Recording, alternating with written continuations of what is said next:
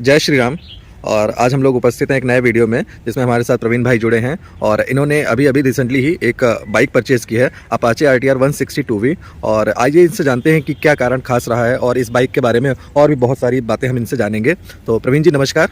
नमस्कार भाई। प्रवीण जी, तो आपने ये जो बाइक परचेज़ की है अपाचे RTR 160 इसको परचेज़ करने का कोई खास कारण आप बताएंगे? यार ये मेरी ड्रीम बाइक थी, इस वजह से मैंने इसे लेने की कोशिश की है। और अभी कोई रिक्वायरमेंट आई हो रिसेंटली जो आपने इसे परचेज़ किया? नहीं, कोई ऐसी रिक्वायरमेंट तो नहीं थी जी। लेकिन अब मैं पहले 100 सीसी बाइक चला रहा था। जी जी डिस्कवर जी। तो मुझे लगा अब इससे थोड़ा सा अपग्रेड करना चाहिए। अच्छा अच्छा। तो उसमें गांव के हिसाब से भी मुझे 160 टूवी सही लगी, जी। जिसे मैं अपने घर में भी यूज कर सकता हूँ और ऑफिस के लिए भी यूज कर सकता हूँ। जी। तो पहले आपके पास बजाज की डिस्कवर बाइक थी, अब आपने TVS पे स्विच किया है, तो ऐसा कंपनी चेंज की, इसके बारे में भी कुछ कोई वजह या फिर आपने बस ऐसे ही? थोड़ा सा बजाज का मुझे ये था ना कि उसका जो चैन से इस पॉकेट से साउंड बहुत जल्दी आने लगता था। जी जी। इस वजह से मुझे TVS पसंद है कि इसमें ज़्यादा आवाज़ नॉइज नहीं है। तो आपने जब ये बाइक परचेज़ की है तो रिसेंटली आप बता सकते हैं कि इसका ऑन रोड प्राइस क्या था और आपको एसेसरी के साथ में ये कितने की पड़ी है? ये मुझे उन्नाव ज़िले में जी।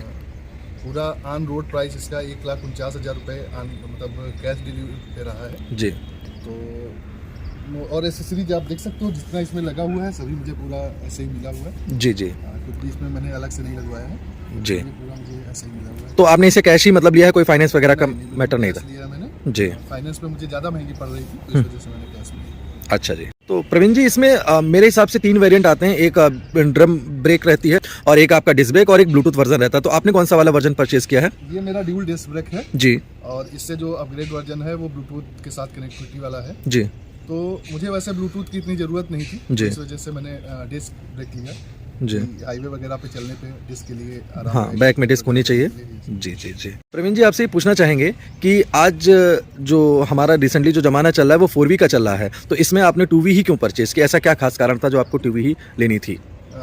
4V इससे तो अपग्रेडेड वर्जन है नो डाउट, लेकिन मेरा जो मेन रीजन था इसकी सीट की वजह से कि जी। मैं आराम से फैमिली के साथ 3 लोग आराम से इसमें कर सकता हूँ। जी। जबकि 4V में आप 2 लोगों से ज़्यादा नहीं बैठ सकते हो। हाँ हाँ हाँ। तो इस वजह से सीट की वजह से इसकी सीट इससे काफ़ी छोटी है। अच्छा अच्छा अच्छा। तो इस वजह से मैंने 2V को प्रायोरिटी दी, जी। प्रायोरिटी बेस पे। और एवरेज भी इसका कुछ आपका प्रायोरिटी रहा होगा? हाँ, एवरेज भी उसका उससे 5 से 10 किलोमीटर ज़्यादा ही है। जी जी। तो इस वजह से भी।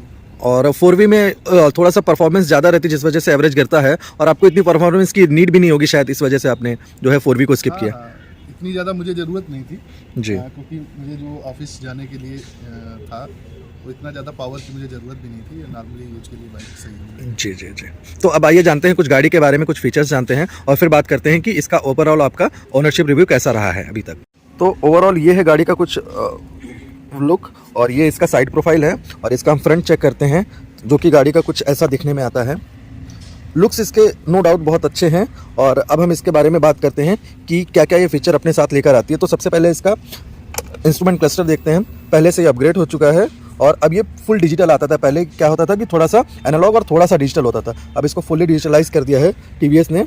23 में जब हम लोग शिफ्ट हुए हैं तो गाड़ी में कुछ बहुत सारे बदलाव और बहुत सारे चेंजेस भी आए हैं। इसमें नए फीचर्स ऐड करें गए हैं, जैसे कि आपका इसमें साइड स्टैंड कट ऑफ का जो सेंसर है वो भी इसमें दिया गया है। ये यहाँ पे दिख रहा है, साइड स्टैंड लगा हुआ है। जी जी, ये साइड स्टैंड आपको दिख रहा होगा और ऐसे ही इसमें अब नए मोड्स भी आने लगे हैं जो कि अपाचे RTR 200 4V का जो फीचर है, जो कि अब इन्होंने 160 2V में भी ये फीचर दिया है। इसमें 3 मोड दे रखे हैं, ये आप देख सकते हैं। जी। ये पहला है रेन मोड, जी उसके बाद अर्बन मोड और इसके बाद स्पोर्ट मोड। ये 3 दे रखे हैं हमें, तो इस तीनों में हमें जिसमें चलाना है हम चला सकते हैं। अर्बन में इसमें आपका सबसे अच्छा माइलेज निकल के आता होगा अर्बन में सबसे अच्छा माइलेज निकलता और पावर लेकिन थोड़ी रिड्यूस हो जाती होगी। हाँ, वो तो है, स्पोर्ट में सबसे अच्छी पावर देता है। जी। तो मैं कोशिश करता हूँ स्पोर्ट में ही इसको चलाने की। जी जी। गाड़ी को ऑन करने के बाद कुछ ऐसे इसका जो है फ्रंट दिखता है और ये इसके DRL और मेन लाइट के साथ में कुछ ऐसा इसका लुक आता है। तो हम इसका एक बार एग्जॉस्ट नोट सुन लेते हैं कुछ ये देखिए, इसमें इस बटन से हम चेक कर सकते हैं कि हाई स्पीड कितनी गई है अभी तक ये बाइक, जी। और उसके बाद 60 की स्पीड 9.9 सेकंड में ले रही है। अच्छा, तो काफ़ी कुछ इसका जो बैक रिकॉर्ड है हाँ, बैक वो रिकॉर्ड हम देख आप सकते इसको- हैं जी। कि अभी तक की गाड़ी कितनी गई है। और ये हमारा इंजन साइड स्टैंड का दे रखा है, जिसे हम हटा देते हैं साइड स्टैंड तो ये बंद हो जाता है। तो ये एक अच्छा सिक्योरिटी फीचर दिया हुआ है, सेफ्टी फीचर है एक तरीके का। तो समय के साथ टीवीएस ने इसमें बहुत सारे अपग्रेड किए हैं, जैसे कि इसका जो मेन हेडलाइट था वो इसको एलईडी कर दिया है, बट इसके अभी भी जो आपके इंडिकेटर्स हैं वो अभी भी हैलोजन में ही आते हैं, और कुछ और अपग्रेड की इसको अभी भी ज़रूरत है, रिक्वायरमेंट है। जैसे कि इसके ये जो फ्रंट फोक्स आते हैं ये अभी भी टेलीस्कोपिक हैं, कन्वेंशनल टाइप के, और इनको भी यूएसडी करने की रिक्वायरमेंट है। अगर इसका फ्रंट टायर की बात करें, टायर सेक्शन अभी भी 90 सेक्शन का है, जो कि बाकी अदर बाइक में 100 और 110 के आसपास आने लगा, इसके जो कंपटीशन में बाइक्स हैं, तो इसको थोड़ा सा अपग्रेड करने की ज़रूरत है। बाकी इसका रियर प्रोफाइल की बात करें तो रियर टायर इसका जो है वो 120 सेक्शन का आता है, जो कि इसको भी अभी और ज़्यादा ब्रॉड किया जा सकता है, इसको वाइड किया जा सकता है। तो ये चीज़ टीवीएस को थोड़ी सी ध्यान रखनी चाहिए। बट अगर हम सिर्फ एवरेज की बात करें तो एवरेज के मामले में ये टायर ओके हम लोग बोलेंगे इसको। नेक्स्ट आता है इसका जो बैक सस्पेंशन है, ये अभी भी ट्विन सस्पेंशन के साथ में आती है, इसमें मोनोशॉक अभी भी अवेलेबल नहीं है। तो ये चीज़ भी टीवीएस को थोड़ा सा ध्यान देना चाहिए कि इसमें और ज़्यादा ही अपग्रेड्स किए जा सकते हैं। ओवरऑल हम बात करेंगे तो यही देखेंगे कि एवरेज है गाड़ी, सब कुछ इसमें सही है। और अब हम ओनर से बात करते हैं कि इसको लेने के बाद में क्या उन्हें कुछ कमियों का सामना उन्हें करना पड़ा है। जी प्रवीण जी, तो बताइए, आप जब से बाइक आपने ली है, बाइक ली हुई आपको कितना दिन समय हो गया है? मुझे करीब अभी 15 दिन हो गए हैं जी। और मैंने लगभग 1255 किलोमीटर इसको चला लिया है, जी। और 570 किलोमीटर पर मैंने इसकी फर्स्ट सर्विस भी करा ली थी। अच्छा, फर्स्ट सर्विस भी हो चुकी है इस बाइक की? फर्स्ट सर्विस हो चुकी है जी। इसके बाद मुझे लगभग ये 48 का एवरेज अभी दे रही है। 48 का एवरेज आपको अभी मिल रहा है फर्स्ट सर्विस के बाद में? फर्स्ट सर्विस के बाद में।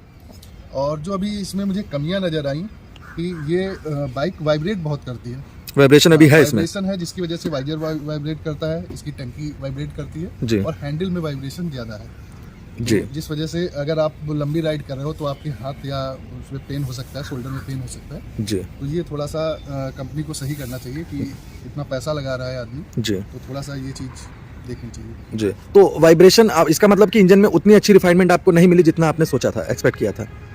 कह सकते हैं, लेकिन पहले से भी थोड़ा सा मुझे पता तो था ही कि वाइब्रेट करती है गाड़ी, वाइब्रेशन रहता है जी। लेकिन ये मुझे चला के पता चला कि नहीं, थोड़ा सा हैंडल में ज़्यादा है।